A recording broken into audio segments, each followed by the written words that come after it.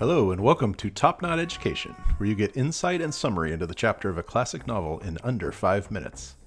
Today we'll be talking about J.D. Salinger's Catcher in the Rye, Chapter 3. Chapter 3 begins with another example of an adult who Holden doesn't respect. This time it's the story of old Berger, who made a lot of money as an undertaker and donated some of it to Pincy. Holden finds Berger very phony with his belief in religion and his long speeches and driving a Cadillac.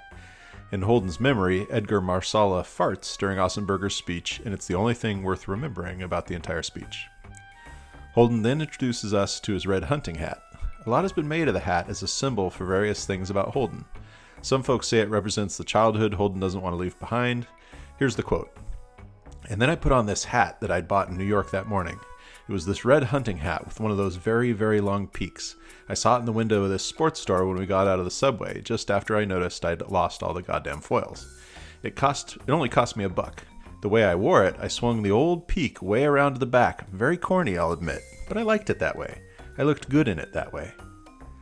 I won't get much into it except to say that whenever Holden is feeling bad, he hides under the hat. It's possible to think of it like a security blanket, a red hat-shaped blankie. It appears in the narrative every chapter, always at key moments of heightened insecurity. Its color also indicates a connection to Allie, Holden's dead younger brother, who we will learn more about in Chapter 4. Suddenly a new character enters the room named Robert Ackley.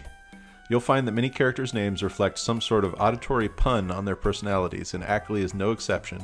He's awkward, very insecure, and physically ugly, even to the point of having mossy teeth. We've seen characters like Spencer and Berger, who Holden doesn't want to be like, but Ackley is the first undesirable character that's Holden's own age. Ackley and Holden's roommate, Ward Stradlater, are literary foils, meaning they act as exact opposites that work to reinforce each other's extreme qualities. We haven't met Stradlater yet, but he will be strolling into the narrative at the end of this chapter. Stradlater is handsome, phony, and successful, a future Berger. Ackley, on the other hand, has pursued the path of being an individual who doesn't care about society's expectations. Stradlater tells Ackley to brush his teeth once in a while, but Ackley refuses to do it, in much the same way Holden refuses to do his homework. Not only does Ackley have mossy teeth, he has acne, and he picks his fingers and toes on Holden's bed. Ackley doesn't give a crap what you think of him, except that he lies a bit about his own sexual prowess, and he doesn't like to be teased. He won't even come into the room until he's sure Stradlater isn't there. Ackley is the only one Holden doesn't call old. He refers to old Stradlater, old Spencer, and old Berger. Later he even calls his younger sister old Phoebe, but Ackley he calls Ackley Kid. This is somewhat ironic because Ackley is the first one we've met who isn't a phony. If there's a spectrum of possibility, Ackley is on far to one side and Stradlater is on the other.